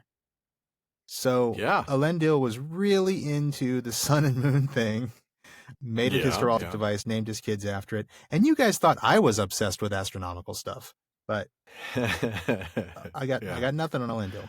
No, nothing on Elendil. Absolutely. But it's not called Narsil anymore. Got a new name.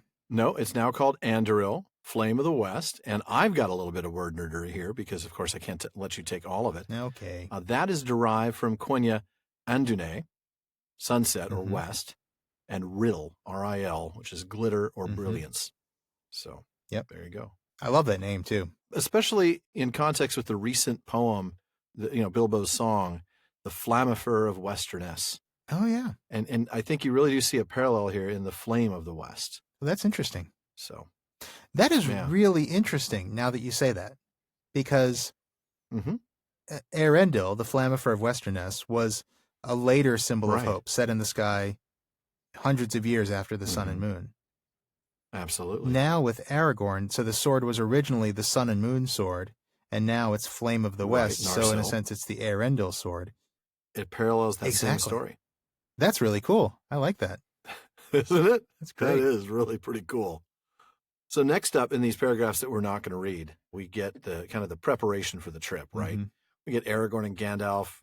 I love this. They're studying. They're doing the work. They're looking at the maps. They're looking at the lore books. Most of the time, Frodo's with Bilbo. Sometimes somebody's not looking at the maps. We'll find that out later. But we know who's not looking at the maps.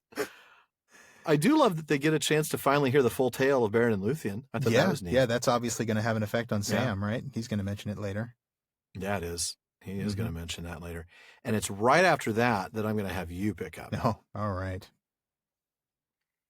In the day, while Merry and Pippin were out and about, Frodo and Sam were to be found with Bilbo in his own small room.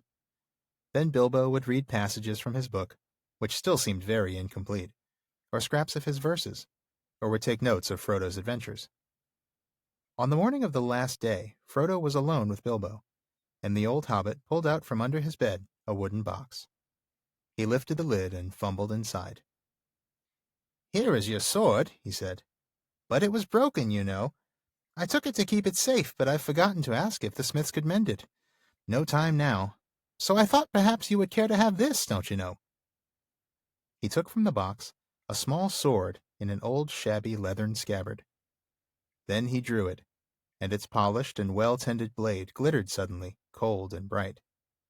"This is Sting," he said, and thrust it with little effort deep into a wooden beam.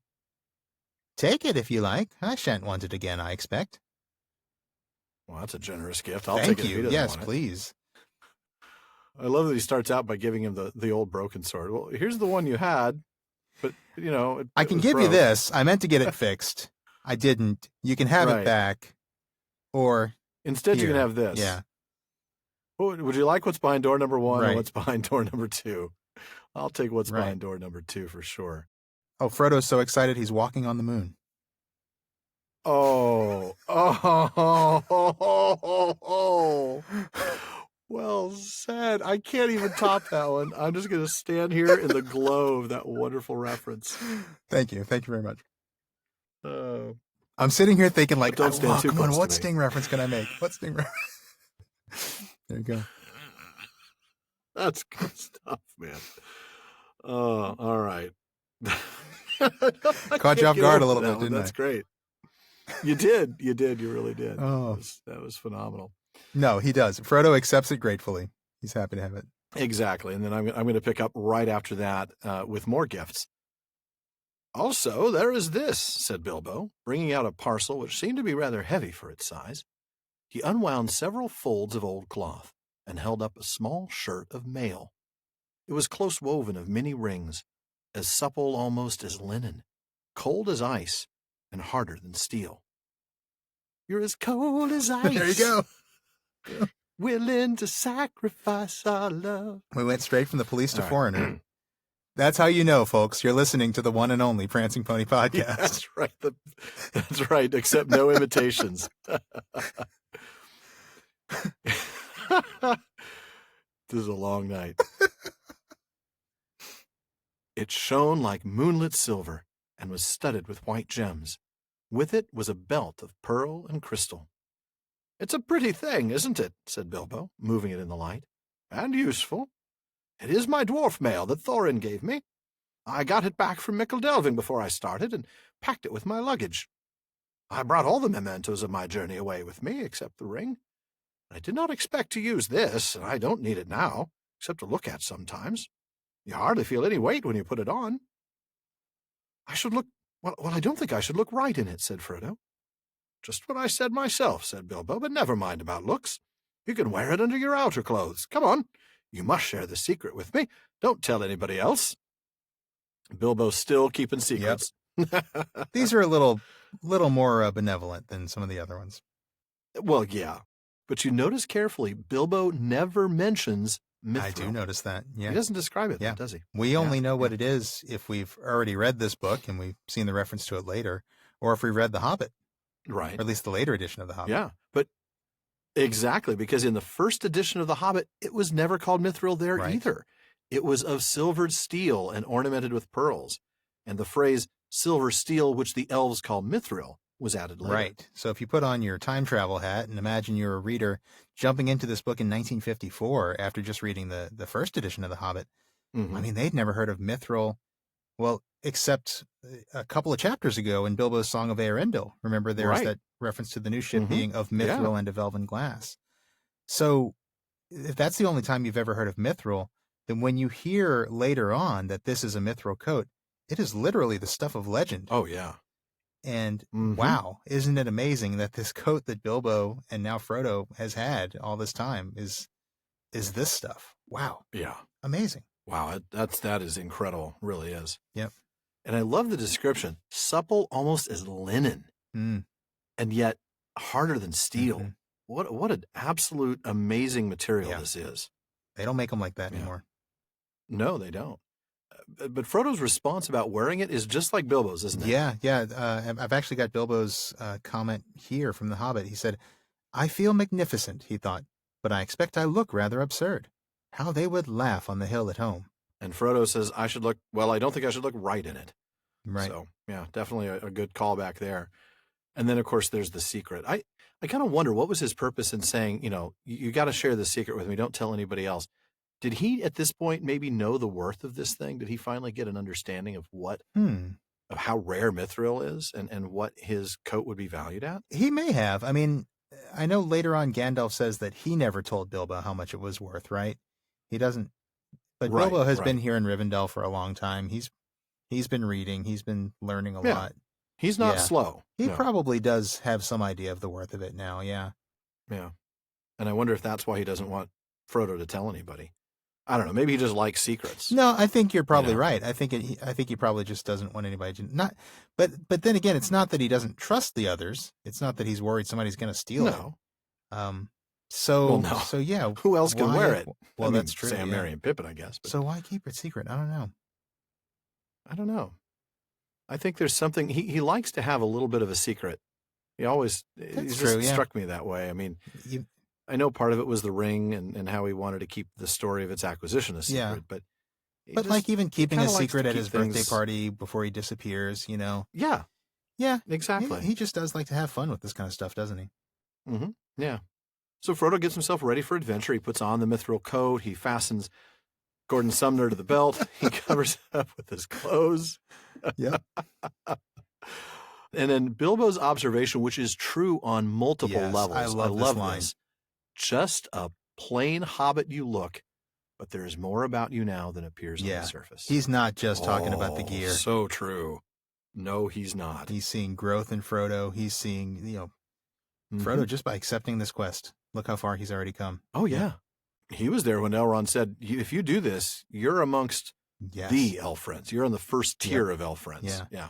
Interesting how this, handing down of gear is kind of like a little micro level transition of power, isn't it? It's Bilbo saying, I'm not going to use this stuff anymore, but here, I'm going to give it to you. I'm going to let you do something with it. It's kind of like the tiniest little parallel of the elves handing over Middle Earth to men. Strange as that sounds, but a little bit.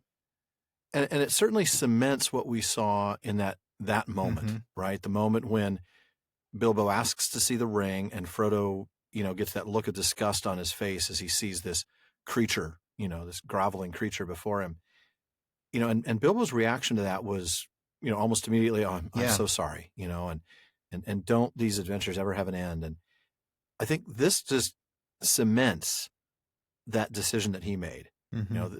This has my part in the story is over. The adventure may continue. The story may be going on, but my part in it is done. But I'm not in it anymore. Yeah. I think this really is Bilbo sort of saying goodbye to all of that. But before he does that, he says this great little thing about hobbits sticking together. Hobbits must stick together, and especially Bagginses. We just heard that at the beginning of this chapter, didn't we? That's right. We did. About hobbits sticking together.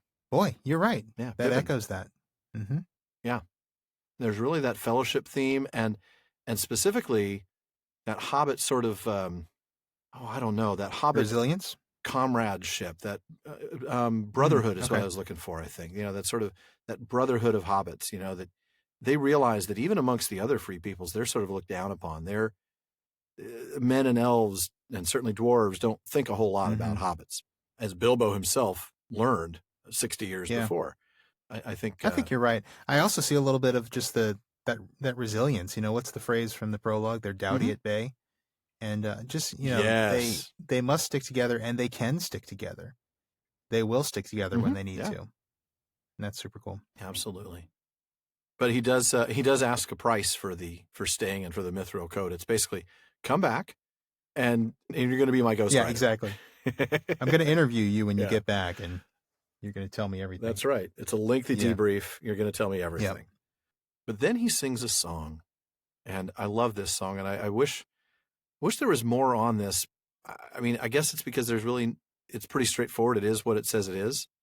There's not a lot of serious symbolism and depth to it, but it's a great song. There's and some want beautiful to talk imagery in it, and I love the fact that it comes so soon after this idea of Bilbo recognizing that his part in the story is over, because that's really what this song is about. Exactly right. This song is all about those last two stanzas are all it's about all him. about reflecting on experience. It's all about thinking of experience and then recognizing that that your part in the story is going to end. But I'm getting ahead of myself. I guess we want to go ahead and read some of it, don't we? I think we should. I'm going to have you read a couple stanzas, then I'll read a couple. For folks who want to hear the whole thing read, I don't know if we did much discussion because we don't do that on Tolkien Reading Days, but I did read this in episode 35 for Tolkien Reading Day, which is about poetry and song in Middle-earth. And I did that little sampler of all the different races when you did, I think, 17 versions of Aragorn. Right. 3. There were 3. I know. It just felt like 17. Anyway, I'll let you start. Hey. All right. I'm going to let you go on. I'm going to, shoot, what was that? I'm going to let you finish. All there right. we go. All right. You did lose me on that one. I'm sorry to say. I'm too old for that one. I'm the Danny Glover now. I'm older than you, I know, bro. but I'm feeling the Danny Glover right now. All right. I sit beside the fire and think of all that I have seen, of meadow flowers and butterflies in summers that have been, of yellow leaves and gossamer in autumns that there were, with morning mist and silver sun and wind upon my hair. I sit beside the fire and think of how the world will be when winter comes without a spring that I shall ever see. For still there are so many things that I have never seen. In every wood and every spring there is a different green. And of course, because it is a complete work, we can't read all of the stanzas, so we'll have to skip those last 2. Yeah. But I'm glad we got the first 4 stanzas because they have all this beautiful seasonal imagery, don't they? Exactly. Well, and then also this time reference, right? I mean, I think we get the first 2 are all about the past, and the second 2 are all about the future. Yeah, I mean, but yeah, let's talk about that. They're the same. They're really the same because what he's doing is he's kind of reflecting on his life as though it is a passing year. So the summer, that's true. The summer is in the past. And so that's where he gets, it's reminiscing on these meadow flowers and butterflies and summers. And then in the second stanza, we get that autumn has even passed, autumns that there were. Yeah. And then there's even this reference to morning mist and silver sun, which kind of makes you think, autumn has passed and also morning has passed, although it's not quite as explicit. True. That's so if he's thinking of summer and autumn now being in the past, this is a hobbit who's feeling like he's in winter. No, he literally is in winter because it's December when this is taking place. Well, it's December 20-something when he's but he's also in the right. winter of his life. Yeah, and he knows he's not going to see a spring. He knows his life is drawing near an end. And that's what the third stanza tells us is that, I'm not going to see this next spring. My life is drawing to its close. And there are so many things I've not seen. Yeah, that fourth so stanza. I think of what the world's going to be like. Yeah, that fourth stanza is so it is sorrowful. Yeah, just thinking about all the things that he's not going to experience that he wants to experience. And yet... Yeah. But he wouldn't even be capable of experiencing. In every wood in every spring, there is a different green. He can't be in every wood in every spring. And I think that's why the 5th and 6th stanzas are so hopeful to me, because the 5th and 6th stanzas, it's not about his own experiences anymore. It's about other people. It's about other people long ago who saw the things that he never got to see because he wasn't born. And people who... Right. And the people in the future. Yeah. But then he wraps it up with the present, doesn't he, in that last stanza? Because that's, he's no longer thinking about people in the past who saw a world that existed before he did. He's not thinking about people in the future who are going to see this world that he's never going to know. He's thinking of the people he cares about. He's thinking of his loved ones, and he's listening for those returning feet, those voices at the door. That's what matters to him, is these loved ones, these people that he cares about. And I just...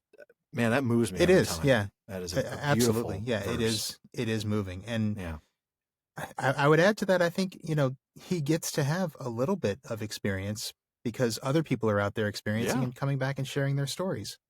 which is what he's just asked his friends to do. So, yeah, it is moving because it is, ultimately, it changes from being about the importance of the experiences to the importance of those people. And it's just as you said. The importance of relationship, right. I want to raise one question before we kind of finish this up, and that's, why fire? Why do you think fire is the central image of this poem?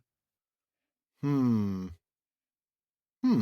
don't know. Did you ask me that because you already have an answer? I have a thought, I don't. And I'm just kind of curious if you'll agree with this. I think, he starts and ends with the fire because fire is something that can consume, it can destroy, it can erase, memories in the sense that it can burn books, right, or burn diaries, whatever. Well, true. And so it can be this destructive, consumptive thing, but it also can be a warming and comforting thing in the present. And so, I don't know, maybe time is like that a little bit. Time is something that consumes, but time is also, I don't know.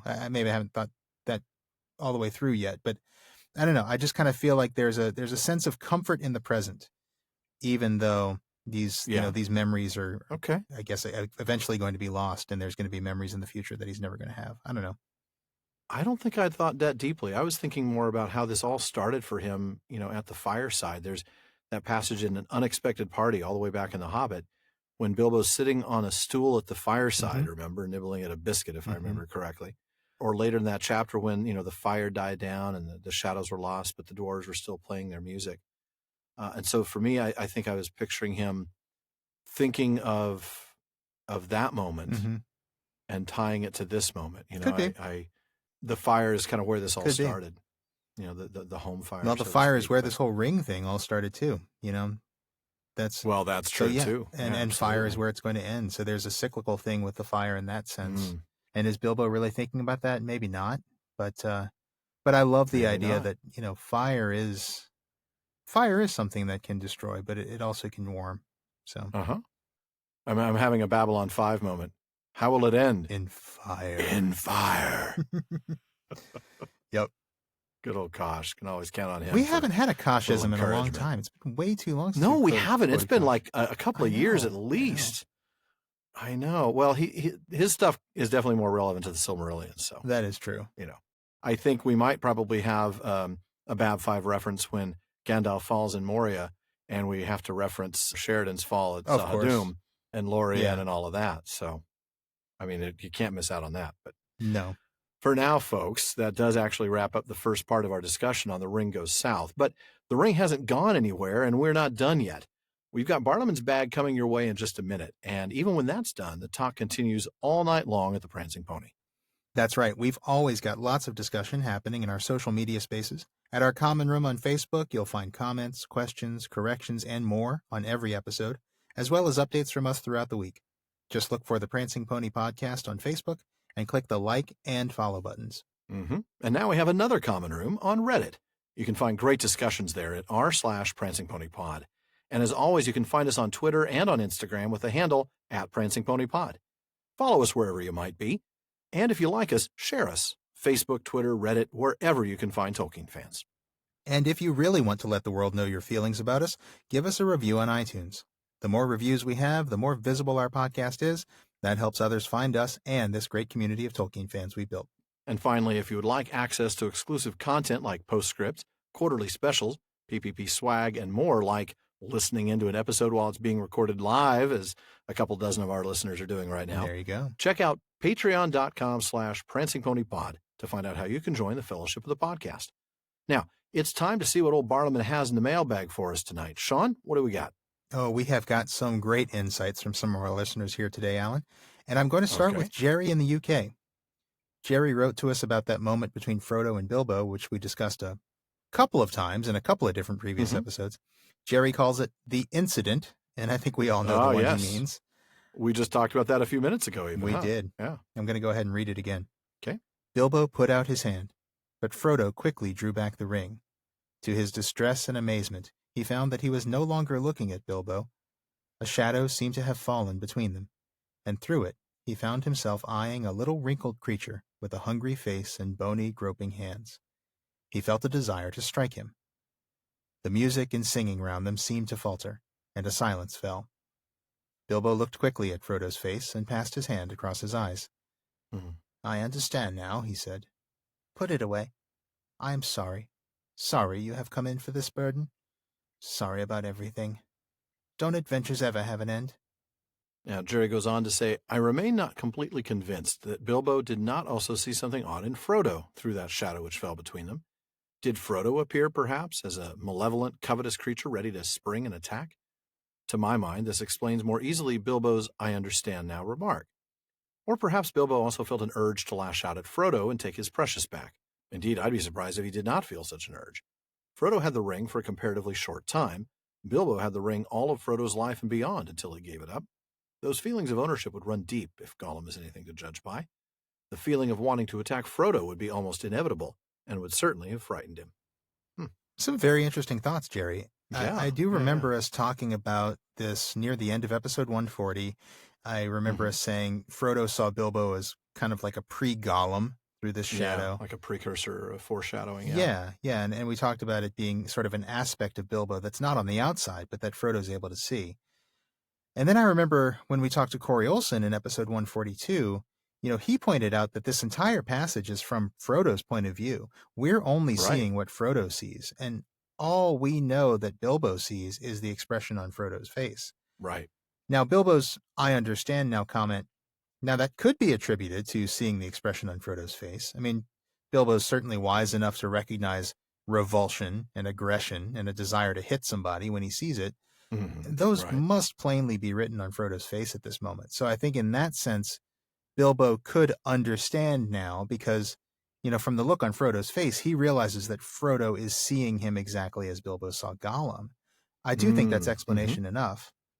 Yeah. But did Bilbo also see Frodo as something similar? Did he see him as a covetous, nasty creature at the same time as Frodo saw him that way? I don't know. I mean, maybe. I tend to think not, because if he had, I kind of feel like the conflict would have escalated. Yeah. Bilbo manages to pull out of it pretty quickly. And that to me seems like the response of an older, wiser and loving, father figure, really, Right. I'm not saying I'm completely convinced Bilbo saw nothing, to use Jerry's phrase, but I think it does fit the evidence. The idea that he realizes how Frodo sees him and he backs down from this. I kind of think that comes from him now being on the outside, seeing the ring at work on Frodo, rather than still being under the spell of the ring himself and seeing a similar vision. But I don't know. Alan, what do you think? Yeah, I think Bilbo's near immediate apology, this expression of his wish that Frodo, should not have ever had to bear this burden, that reflects what you've mentioned. It's the response of a wise and loving father figure, but somebody who understands the pull that the ring has on someone. He knows from the look on Frodo's face just how strong that pull is, and he regrets that Frodo even has to deal with it. So yeah, I don't tend to think that Bilbo saw the same thing necessarily that Frodo saw in Bilbo. Yeah. Right. I think he just saw that recognition on Frodo's face and realized, man, I used to look at Gollum that way. Right. And wow, what a burden this is. Yeah. I wish he didn't have to deal with it. And he recognizes it so quickly. I think that's why I can say with some confidence that that's the response that he had. Yeah. You could see this becoming a very different exchange if Bilbo saw Frodo the same way. Yeah, because then it escalates, like you mentioned, the idea that they each see each other as this evil creature and have a desire to strike. If they both felt that way, I think it might have come to blows. Yeah. A little slap fight from the hobbits. Right there in the Hall of Fire. Pulling hair and everything, cat fight. Yeah, I'm not saying I'm 100% sure, to Jerry's point. No, but, nothing's 100% sure. But no, I Jerry think makes good points. He does. He really does. But I do think Bilbo's kind of on the outside looking in. He's, like you said, he's kind of remembering, oh, wow, I used to be like that. Yeah. Well, next up, we've got a comment from Ian in New Orleans, who wrote in after listening to episode 143, and our thoughts on Elrond's words that the council had been called by the providence of Iluvatar's plan. He says, I think Elrond's admonition to the council is a bit more significant than simply calling attention to the fact that this is part of Iluvatar's providential plan. Elrond says, that is the purpose for which you're called hither. Called, I say, though I have not called you to me, strangers from distant lands. You have come and are here met in this very nick of time, by chance as it may seem. Yet it is not so. Believe rather that it is so ordered that we who sit here, and none others, must now find counsel for the peril of the world. So Ian goes on to say, recall the people who are there and why. Galdor is there on an errand for Círdan. As far as we know, that errand has nothing to do with the ring. Legolas just came to tell Gandalf that Gollum escaped. At the time, he probably doesn't even know why Gandalf wanted Gollum held.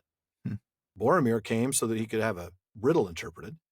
Only Glóin came with any purpose somewhat related to the ring, which was basically to ask Elrond's advice about how to respond to the messenger and to warn Bilbo. They all represent great territories: Grey Havens, Mirkwood, Gondor, Erebor, really even Frodo and Bilbo, who represent the Shire.